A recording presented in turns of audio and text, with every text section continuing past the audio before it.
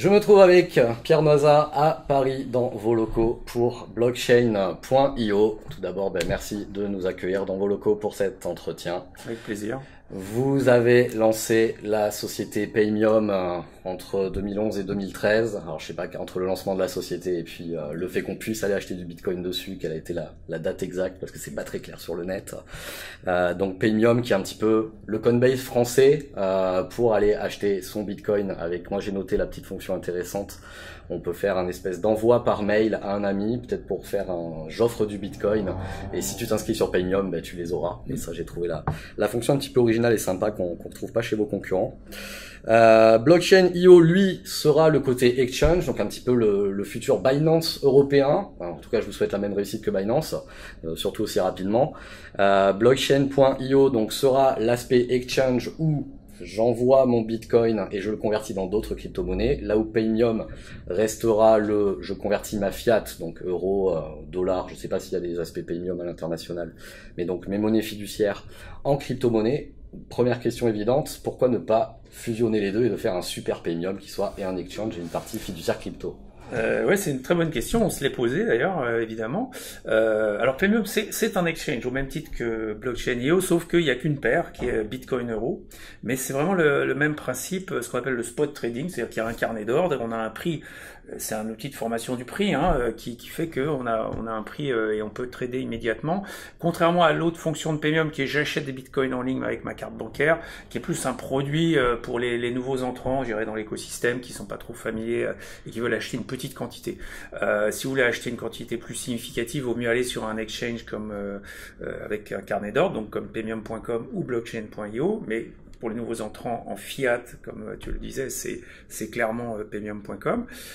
Et à ce moment-là, on achète au meilleur prix. Quand on achète par carte bancaire, il faut savoir qu'on paye en gros le coût de la fraude par carte bancaire. Et puis les frais de Visa, Mastercard. Et les frais de la banque. Donc on achète à un prix qui est moins intéressant que ce qu'on appelle le spot price, qui est celui qu'on trouve sur l'exchange. Donc on est effectivement le seul exchange français aujourd'hui. Il y a beaucoup de gens qui vendent en ligne des coins, qui permettent aussi de les acheter.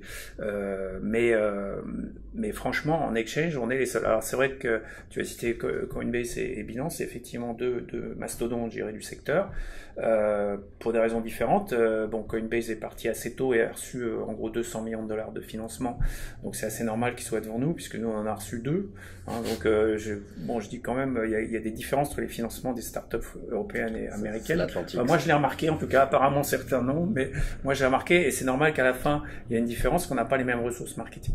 Bon, après c'est ce qu'on appelle une course de fond, donc on n'est pas du tout inquiet par rapport au futur des cryptos et en particulier de nos deux plateformes. On pense qu'elles ont un avenir radieux devant elles parce que on n'est qu'au tout début, on est loin de l'adoption de masse, et il y a encore des parts de marché énormes à prendre et on sera positionné pour les prendre. Voilà, donc ça c'était pour donner un peu de contexte à ces deux plateformes. Pourquoi c'est pas la même? Parce qu'en fait Paymium c'est très régulé parce que ça fait de l'euro. Donc quand on fait de l'euro, on est avec un partenaire bancaire, on doit agir selon les règles européennes, ce qu'on appelle des services de paiement. Donc en gros ça permet à la banque centrale et à l'autorité de régulation bancaire de vous mettre des bâtons dans les roues si elle veut, ce qu'en France ils se privent pas de le faire. Ça vous permettrait éventuellement, si on vous met des bâtons dans les roues de Paymium, que Blockchain.io tourne à côté. Exactement. Et inversement. Blockchain.io il n'y a pas d'adhérence avec le système bancaire traditionnel pour Blockchain.io. Du coup on est beaucoup plus rapide, agile, puisqu'il n'y a pas d'interface bancaire et donc on peut être plus performant à certains égards sur plein de niveaux, notamment l'onboarding des clients. C'est aussi sur le onboarding, donc sur l'inscription client, où on n'a pas de KYC, on n'a pas de justificatif de domicile et des choses comme ça. Enfin, on va faire de la connaissance du client parce que sinon on a des problèmes évidents de fraude, voire de blanchiment d'argent qui peuvent arriver. Donc on va faire ce que font la plupart des plateformes dans ce domaine, mais on le fera sans les contraintes imposées par une banque qui est sur des outils en général assez anciens, des process qui n'ont pas été mis à jour depuis des années et qui sont peut-être adaptés à leur métier, mais pas à celui des cryptos. Donc ça va nous permettre d'être plus moderne pour faire la même chose. Donc c'est ça l'avantage de Blockchain.io. C'est pour ça que c'est une plateforme différente. Ok. Les exchanges, donc il y a ces deux aspects. Il y a l'aspect sécurité aussi qui fait peur, qui fait d'ailleurs peur au grand public, aux nouveaux entrants et aux institutionnels. Je vous souhaite pas de devenir le Marc Kerpeles 2. Comment vous pouvez nous assurer qu'au niveau sécurité, on n'aura pas des histoires comme Mt. Gox ou CoinCheck au niveau. Je suppose que vous allez capitaliser sur le fait qu'il n'y a jamais eu de problème avec Paymium, du stockage à froid, des choses comme ça. Donc est-ce que vous pouvez nous rassurer niveau sécurité? Et ça, je suis sûr que vous êtes habitué à le faire de toute façon. C'est-à-dire que nous, on le fait depuis très longtemps. Ça fait 6 ans qu'on opère une plateforme, donc effectivement, on a vu MTGOX. À l'époque, on avait 2 concurrents, MTGOX et BTCE. Ils ont tous les 2 disparu, d'ailleurs pour des raisons différentes. Mais d'une manière générale, ils n'ont pas fait les choses comme nous. C'est-à-dire que nous, effectivement, je le dis souvent, mais je fais ça parce que je suis passionné par le domaine des cryptos. Mais mon ambition en 2011, c'était pas de devenir MTGOX, clairement. Parce que devenir MTGOX, ça voulait dire faire des tas d'impasses en termes de sécurité et de lutte contre le blanchiment, inscrire beaucoup de clients très très vite, très très fort, pas être capable de passer à l'échelle proprement, parce qu'évidemment quand vous faites ça, l'équipe, en 2011 en particulier, c'était impossible de faire grossir l'équipe en proportion de la croissance de la plateforme. Donc à la fin vous avez des ennuis, et les ennuis de Kerpeles, vous les connaissez, je pense que tout le monde les connaît. Donc, moi j'ai pas eu envie de jouer ce jeu-là, on aurait pu, mais en plus mes associés avaient encore moins que moi envie, donc à l'époque, donc c'est historique, mais clairement aujourd'hui je reste dans le même état d'esprit, c'est-à-dire que autant je suis passionné par le secteur et j'ai envie de rendre des services à la communauté pour accéder à ces cryptos et pouvoir les échanger, mais j'ai pas envie de prendre des risques à titre personnel en faisant n'importe quoi en termes de lutte contre le blanchiment, donc oui, j'ai moins de clients que certaines plateformes, mais personnellement ça me dérange pas, et je pense que quelque part nos clients en bénéficient parce que leurs fonds sont franchement plus sécurisés chez nous qu'ailleurs. Alors après, ceux qui ont peur, il y a des gens qui ont toujours peur, donc ceux-là, on a justement mis en place sur Blockchain.io une fonctionnalité qui s'appelle Decentralized Settlement. Donc ça, c'est la possibilité de trader sans donner ses coins à la plateforme, ce qui me semble la vraie réponse au problème des gens qui ont peur. Et je comprends qu'ils aient peur, parce qu'ils savent pas, s'ils sont nouveaux sur notre plateforme, ils nous connaissent pas, comment peuvent-ils nous faire confiance? Ceux qui sont là depuis 6 ans, c'est pas le même problème, mais pour les nouveaux venus, c'est clairement une question. Donc pour cela, il y aura la possibilité sur Blockchain.io d'échanger sans donner ses coins à la plateforme. Et ça, c'est ce qu'on appelle les atomic swaps. Parfois, oui. Nous, on l'appelle decentralized settlement parce que c'est une implémentation particulière qu'on fait qui est optimisée pour le trading. Donc, il y a quelques contraintes spécifiques au trading. Mais globalement, on repart de la vieille idée des cross-chain atomic swaps, qui est une idée qui remonte, je rappelle, aux années 2012. C'est pas nouveau. Et on va la déployer avec des gens qui ont bien étudié la question et notre équipe également pour donner ça en option. Cette option Atomic Swap dans votre roadmap, elle n'est pas prévue en ouverture, ce que je peux comprendre, c'est pas dans la fonction, on va dire, standard qu'on attend dans un exchange, chaque chose dans son temps quand ça ouvre. Je suppose qu'au niveau crypto, on va avoir les classiques, Bitcoin, Bitcoin Cash, Ether, Ripple et consorts. Là où l'originalité ce serait de cette tournure vers les ICO que vous intégreriez directement dans l'exchange. Alors première question bien évidemment, quelle va être la sélection des ICO avec en plus les contraintes européennes voire françaises, puisque ça s'active beaucoup cette semaine avec l'amendement 26 et puis les certifications AMF optionnelles et choses comme ça. Est-ce que ça va être grosso modo, on prend que celles qui ont été certifiées de l'AMF? Alors peut-être pas, parce que Blockchain.io a une destination européenne, donc on va pas rester dans le spectre uniquement français, mais quels vont être vraiment les critères de sélection de ces ICO présentes, et puis quelle sera pour le client l'option? C'est je prends les tokens dès le début de l'ICO, vous allez gérer que les tokens sur la blockchain Ethereum ERC20 classique, ou vraiment toutes celles qui sont autonomes niveau blockchain? Mais l'idée, c'est que tous les mois, on va rajouter des coins ou des tokens ou des fonctionnalités. Donc en particulier, Decentralized Settlement, on espère le lancer début 2019. On sera en test là en octobre-novembre, et début 2019, ça devrait être déployé. Donc ça sera déployé d'abord sur les coins qui utilisent le même langage que Bitcoin, qui s'appelle Bitcoin Script.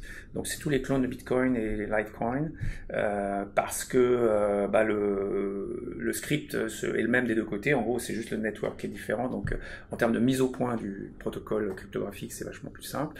Par contre, on va ajouter Ether qui a un langage de script différent, comme tu le sais, qui est Solidity, et Ripple, c'est encore une autre problématique puisque c'est un coin centralisé. Mais globalement, on va ajouter ce Decentralized Settlement, va aussi se déployer sur les coins, ce top 5. Mais l'idée, c'est que dès normalement décembre, c'est sur la roadmap, on pourra lister des tokens ERC20 et on sait qu'il y en a beaucoup. Alors là, on prendra là encore les plus populaires. Et pour les gens qui ont qui sont issuers, enfin émetteurs d'ICO, effectivement, on aura des critères pour les prendre, les nouveaux tokens, donc parce que les tokens qui ont un historique, il n'y a pas de souci, on prendra pareil les top 5 et on agrandira la liste. Par contre, les nouveaux, effectivement, il y aura des critères. Mon critère à moi, je l'ai partagé avec l'AMF d'ailleurs, c'est qu'on ne devrait pas faire d'ICO si on n'a pas un produit. L'ICO, c'est pas un amorçage, c'est pas de l'argent pour amorcer, c'est de l'argent c'est de la série A, ce qu'on appelle la série A. On lève pas son fonds pour faire son MVP. Non, il y a un tour de friends and family, comme on dit, d'amorçage. Voilà, on lève 500 000 euros, 1 million d'euros pour faire le produit, ce qu'on appelle le MVP, le minimum viable product. Et après, on fait son ICO pour se développer. Mais quand je vois des ICO qui se font sans produit, je pense que là, il y a un gros risque pour l'investisseur et que c'est pas fait pour ça. Donc là-dessus, on sera assez clair ce sera un critère assez simple, en fait, et assez discriminant. Après, ce que tu évoques, c'est les security tokens qui vont être à mon avis, la vague énorme qui se profile sur les 2-3 années qui viennent. Parce que là, on était beaucoup sur les utility tokens. Et là, effectivement, l'AMF a un rôle à jouer. Pourquoi? Parce que les security tokens, by design, ils sont régulés.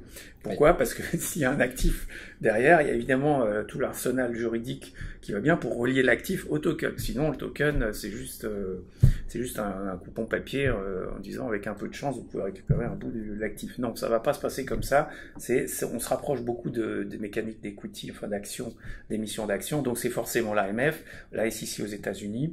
Et là, le critère sera très simple. Ce sera effectivement, est-ce que le security token est agréé? Puisque là, pour le coup, on est dans un domaine complètement régulé. Donc utility token, la question c'est est-ce qu'il y a un produit? Si oui, on peut les prendre avec nous, les accompagner. Depuis la collecte des fonds d'ailleurs jusqu'au listing du token. Et puis si c'est un security token, là on s'en remettra aux autorités parce que clairement, il n'y a pas d'autre façon de faire. C'est by design. Donc là, on a parlé des ICO, on va dire, des autres. Vous faites votre ICO de Blockchain.io, donc pour l'exchange, avec un exchange token, oui. Un petit peu façon le BNB de Binance, où on a KuCoin qui fait un petit peu dans ce style-là.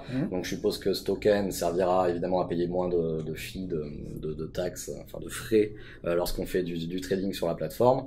Mais j'ai cru voir dans votre white paper que vous le destinez aussi à d'autres utilisations un petit peu plus originales, comme du vote, des choses comme ça. Oui, c'est ça. Il peut donner des droits à orienter la roadmap de Blockchain.io, effectivement, sur notamment le listing de nouveaux coins et des nouvelles fonctionnalités. Donc on parlait justement de Decentralized Settlement. Peut-être que on fera voter la communauté sur quel est le coin qui doit, différent donc de Bitcoin Script, qui doit bénéficier le premier de cette, enfin le suivant, quoi, hein, sachant qu'on va aussi traiter Ethereum très vite derrière Bitcoin Script. Donc, mais clairement, on pourrait consulter notre communauté d'utilisateurs sur ce sujet. C'est typiquement le genre de questions sur lesquelles ils pourront s'exprimer en fonction des tokens qu'ils ont.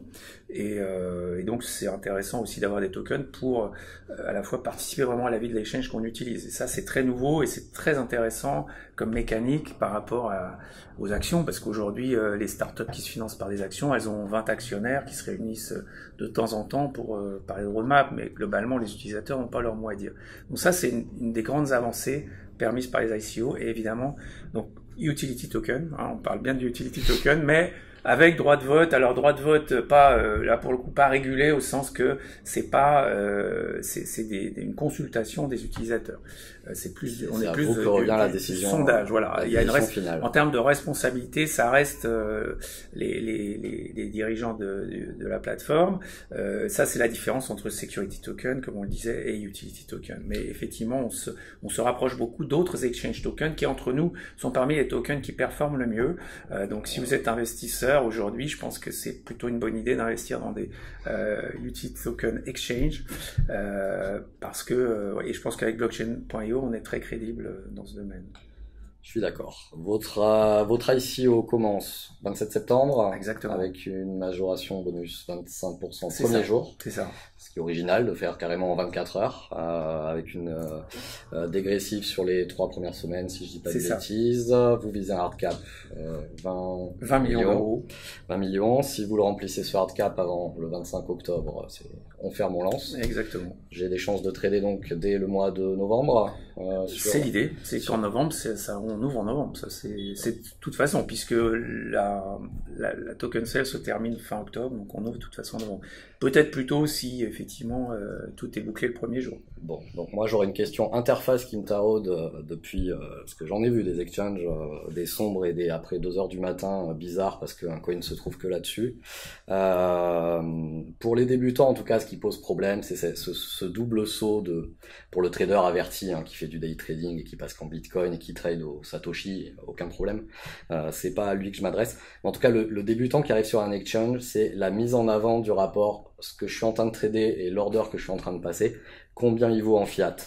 Et que Binance l'écrive en petit en haut à gauche, que Bitrex l'écrive avant en haut à droite, avant leur nouvelle interface, par rapport à alors c'est pas un exchange, mais c'est un wallet qui est assez joli, que j'affectionne particulièrement, qui s'appelle Exodus, qui met au même niveau, ça veut dire la même taille de police, concrètement, et au même niveau de design, ce que tu es en train de faire là avec de l'Ethereum, ça vaut tant en dollars à l'instant T. Alors c'est peut-être un rapport indicatif de combien ça vaut, mais je pense que ça touche beaucoup le débutant, et de devoir sortir sa calculette, son fichier Excel ou son application mobile pour se dire, ce que tu es en train de faire là, si tu te gourdes d'un dixième, tu es en train de faire un order pourri concrètement. Moi c'est quelque chose que j'aimerais voir sur un exchange online. Alors est-ce que vous avez dans votre interface déjà 2 aspects, un peu ce qu'on voit sur Binance, c'est un mode simple et un mode expert. C'est ça la réponse, c'est que effectivement on aura l'interface graphique je dirais la Coinbase en gros effectivement qui est assez intuitive. En tout cas, je pense que ce sera pour moi qui suis utilisateur aussi et qui regarde beaucoup les autres exchanges évidemment, je trouve qu'on est plutôt meilleur sur ce point-là. Après sur le trading avancé, ce qu'on appelle le trading avancé, là on tombe plus sur du classique parce que les traders veulent retrouver leur marque et on est un peu contraint par ce qui se fait par tout le monde. Mais sur l'interface de base qui est destinée aux traders, je dirais occasionnels, que nous sommes pour la plupart. Ne faites pas Kraken quoi. Voilà, on va essayer d'éviter ce type de plateforme où franchement d'autres, parce que je pourrais citer pas mal d'autres, qui sont vraiment assez rebutantes en termes d'interface. Vous proposerez bien évidemment les fonctions avancées type stop loss, take profit, levier, je sais pas jusqu'à combien, si c'est déjà prévu, si c'est déjà acté. Alors levier, on va le faire pas le premier jour, mais on va l'introduire effectivement. Il faut savoir qu'il y a des ramifications réglementaires sur cette notion, qui fait que les gens qui font du margin trading, des plateformes qui proposent cette feature, sans accord, je dirais, du régulateur, s'excluent pratiquement de pouvoir faire du security token. Donc il faut mesurer l'intérêt de faire du margin trading. Mais c'est vrai qu'elle se développe. Vous ferez un 3e site, c'est pas... je sais pas, là je suis pas sûr. Parce qu'il faut de la liquidité, il faut beaucoup de monde aussi sur la plateforme, donc tout ça est assez compliqué, mais globalement, margin trading, c'est quelque chose qui aujourd'hui dans la finance traditionnelle est régulé, et je pense qu'il est possible que ça nous arrive, donc on va regarder, on va en parler au régulateur. On veut pas s'interdire de faire du security token à cause de ça. Donc, s'il faut arbitrer, on préférera faire du security token parce que ça nous semble beaucoup plus intéressant pour tout le monde. D'accord. L'équipe, là, sur Paris, on est quoi, 15 personnes sur Paris. Vous avez déjà des équipes installées dans diverses... Alors, il y a des gens en remote. Oui, il y a des gens qui travaillent à distance. Globalement, on est plutôt une 50aine de personnes si on inclut tout le monde. Mais en permanence sur le bureau de Paris, oui, on est une 15aine aujourd'hui. C'est amené à grossir, je pense, assez vite si la croissance de Blockchain.io se confirme, enfin répond à nos prévisions. Bon, et je suppose que comme les youtubeurs crypto, vous êtes dépendant du cours du Bitcoin. Moi, j'essaie de rattraper en abonné le cours du Bitcoin. Je vous souhaite la même chose, peut-être en millions sur votre CA. Ouais, on va essayer. Très bien. Écoutez, merci beaucoup pour cette présentation. Donc, en espérant tester la plateforme au mois de novembre, je pense que je ferai de toute façon une petite vidéo là-dessus, parce que ça fait plaisir de voir un tel projet se développer en France. Ça nous change, et puis en espérant que l'interface soit, en tout cas à mon goût, et moi je m'adresse particulièrement, j'ai une palette large entre le débutant et le gros expert fou de Proof of Stake et de Masternode, mais moi j'affectionnerais particulièrement que l'interface se prête aux débutants, donc dans ce mode débutant, et je n'hésiterai pas à vous faire remonter mon avis là-dessus. Ce sera très parce intéressant. Que j'en côtoie toute la journée du débutant, et clairement même Binance avec des couleurs rose et vert, il n'y a pas que la couleur qui fait que l'interface est pensée en termes d'ergonomie. Merci beaucoup Pierre Navia pour cette intervention. Merci.